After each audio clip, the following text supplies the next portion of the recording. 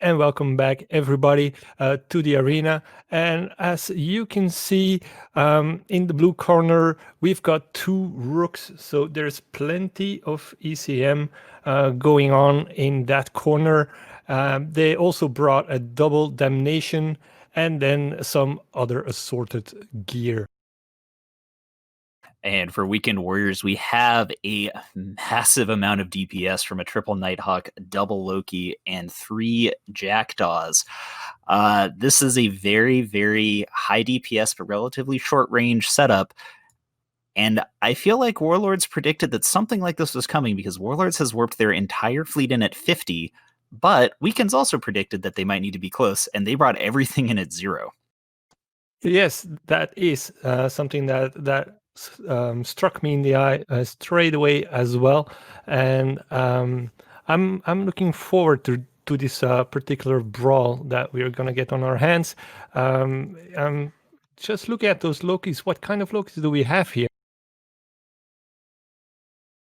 They are, in fact, heavy assault missile Lokis. So we have the 3 Nighthawks and the 2 Lokis have just a massive amount of short range DPS. It does have a little bit of a trouble applying to things like vengeances. So depending on how good the Warlords vengeance pilots are, which, as was talked about before the match, they're all pretty experienced. They should be able to screen off a fair amount of the DPS and keep them up. And those 2 rooks, that's going to be the key to this match. The ECM RNG, if it's in Warlord's favor, this is going to be real interesting. And if not, it's going to be over real quick. And with that, the game is underway. And the Warlords of the Deep are rushing in. They're actually rushing into each other right now. And this is going to be great. In true Casper 24 fashion, he is already on top of one of their team members. In fact, both Vengeances are in super deep. Basically, they ran in and they scrammed off 2 of the Nighthawks, and then they kind of shot past them, which is a pretty smart idea. A bomb has gone out from the Purifier of Faith, which did knock down most of the Jackdaw shields. That does kind of add a little bit more stress right off the bat on top of them. The screening is being done very, very well by the Warlords team, but both rooks are webbed down. And the vengeance of Amelia is taking a beating. She is halfway through armor, catching reps just now. Yeah, that was probably the ADCU, so if they do want to switch back, that'll be an easier kill. All of the Nighthawks now, except for Thomas, are pretty much webbed and scrammed, so the control has been done, at least to maybe slow them down a little bit. However, this Rook of Xiaoyi is getting just completely wrecked right here. There's so much damage on top of that. If the ECM is not spread really, really well, he might go down, and if that goes down, that's going to be very, very difficult for Warlords to keep up. And as you were saying that the first vengeance went down, Casper 24 is no more. And at the same time, Warlords has done not a particularly large amount of pressure. It looks like they are trying to take down Wolf's Dragoon. Again, this is kind of based on how well the jams go, but Zhao Yi's Rook has gone down, and just like that, the control of Warlords has been cut in half. Exactly. Yet they still have plenty going on, and they are jamming quite a lot on the other side. Mystical Might in the Rook is also dropping. There's such like an interesting spread of DPS here. There is damage going out, but at least one of those Kirans is being able to keep his reps going, and it's barely holding on both the Nighthawk and I think the Loki's not really taking reps, but he did take a little bit of extra spread damage. We do see a little reps going out on both sides now. Warlords is just trying to pressure them out and get something on the board here. And as you were explaining that, the second Rook went down, and I think that they are in all kinds of trouble right now. I would be, I agree with you. I'd be pretty shocked if they're able to somehow pull this off at this point. They've lost kind of the 2 key members of their team just to, maybe unlucky jams, maybe poor positioning. There's not a particularly large amount of DPS, even though with the ham buff and the command ship buff, those damnations do a little bit, but I'm not sure if they have enough to get through the 2 Kiran's reps. It doesn't look like it right now. Yeah, they're barely holding on. That the Nighthawk and the Loki are both in relatively low shields, and once the shields drop, they should go down pretty fast. So there's still a chance here. while Weekend Warriors was able to take down those 2 rooks, you got to remember that rooks are incredibly squishy ships compared to pretty much everything else on the Warlords of the Deep's team. So there's a possibility. We'll see what happens. And the vengeance of Amelia Dusk Space is actually being targeted by the 3 jackdaws of the other team. That is an interesting choice. I'm not really sure. Vengeances are incredibly difficult to kill, though I am, like I said, I'm pretty sure he's used his EDCU. This Loki and this Nighthawk are still actually slowly bleeding shields, and the Nighthawk just dropped his shields and is into armor now. I don't see any reps hitting him yet. What I can tell is that the Guardian is currently getting a lot of reps from a bunch of medium armor bots, so I think they're focusing on saving that Guardian. Yeah, weirdly enough, it looks like Warlords is somehow, with only about 4.5 give or take DPS ships, able to burn through, and they took down Drentu, and at the same time, their damage is still breaking through this Nighthawk. He does seem to hold out, barely though. The shields are going up, down the whole time. So he's hovering around 10% shield, and now just dipping back to the non-existing armor that he had. They are breaking through halfway through structure. I was about to say that Amelia goes down, but Amelia pops back up to full, and that Nighthawk just went down. Also, I think, and I'm gonna give a total shout out to Stunalicious, I think one of the Kirans might have burned their reps out, because I'm not seeing any reps anymore coming from Howling Wind's Kiran. So that is probably the reason why they were able to burn through. They're slowly what one Kiran is not enough reps to be able to save anybody here. And Warlords is actually ahead by 9 points, and nothing on their team seems to really be breaking. Amelia might drop now, but other than that, 2 major DPS ships are down on the Weekend Warriors. Yeah, this is actually surprising to me, because I really thought they were done for right from the bat, from the moment that those 2 rooks were gone.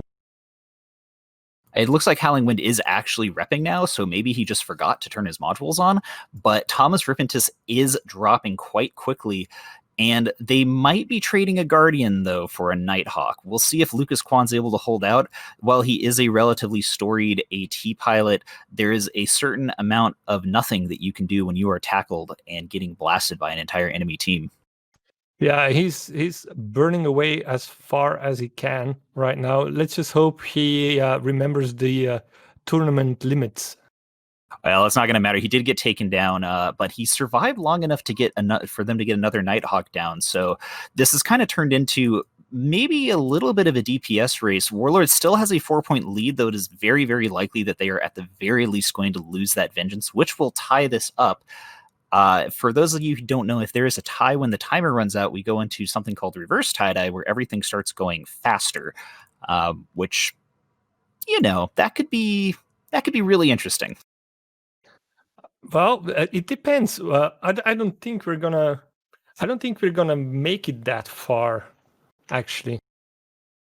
We will see Howling Wind is tackled in his Kiran right now by the Vengeance of Amelia, but the Damnation of Soldier is dropping armor pretty quickly, and once that's gone, he's not going to be, unless somehow they decided to hull tank the Damnation, which I want to say I doubt, but we've seen it for the last couple of matches. They're about to lose the Damnation, and that is a 17-point dip.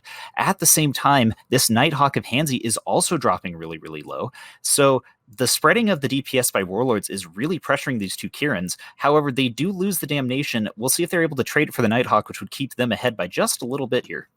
And with that, they lost the Vengeance as well. And I think this is over and out for our friends from the Weekend Warriors. Yeah, Warlords Warlords of is the Deep, yeah. I was gonna say that losing that last Damnation, they don't seem to be breaking this Nighthawk. They might have maybe played themselves a little bit with this ECM. This is still really, really close. I would love to call it one way or another, but that Nighthawk is actually still bleeding armor somehow. This Damnation and the Sacrilege are just holding on and slowly bleeding him through. If the Nighthawk goes down, that will put them tied up again, and Dexter's Damnation is kind of still alive, not tanking particularly well, but there is also only 2 minutes left in the match at this point. So it's going to be really, really close again. So these are the matches that you want to watch. And while I'm saying that, the Damnation gets a kick in the teeth and it explodes in all glory. Yeah, they did. They were overheating their beliefs, but maybe not quite enough. Even if this Nighthawk goes down at this point, which I would be relatively surprised unless those Kirans are totally capped out at this point, Warlords will still be under by about, I want to say 17 points. Math is not necessarily my strong spot. Reading bar graphs is. So I think that at this point, Warlords was really dang close. I really like their setup. I just, do you feel like those rooks were worth the points? Well, I think that the rooks didn't bring to the table what they were actually brought to do. Yeah, they did not seem to really. They kind of just died right off the bat. I feel like they, maybe they just got unlucky with their jams. Oronte's in the Jackdaw is flying really, really far away right now. Maybe he's trying to survive here. There are good fights going out in local, though. This is technically not over yet. It is always possible that we can warrior boundaries, literally their entire team. Yeah, I think Orontes is going for the arena boundary just to be able to say that he wasn't shot. Yeah, he's going to have to overheat. He's got about 30 seconds left and about 30 kilometers to go, but that does in fact look like what he's doing right here. And interestingly enough, this puts pretty much every one of the quote-unquote tournament favorite teams into the lower bracket, except for Tuskers, I believe. And now, to be fair, one of them was due to their own mistakes, but it does kind of shake up what the entire next couple of rest of today and the next weekend are going to be. Yeah, exactly. There's no sleep for the wicked, as they say. And I'm for one, I'm very happy with all these upset from newcomers. And nobody can see it, but I'm actually using air quotes here because, of course, a lot of pilots in those new teams are people with tons of experience also in tournaments from previous years. All right, and with that, it ends up being 96 Weekend Warriors to 50 Warlords of the Deep, with Weekend Warriors doing a bit of an upset here. We're going to send this back to the studio so they can talk all about this.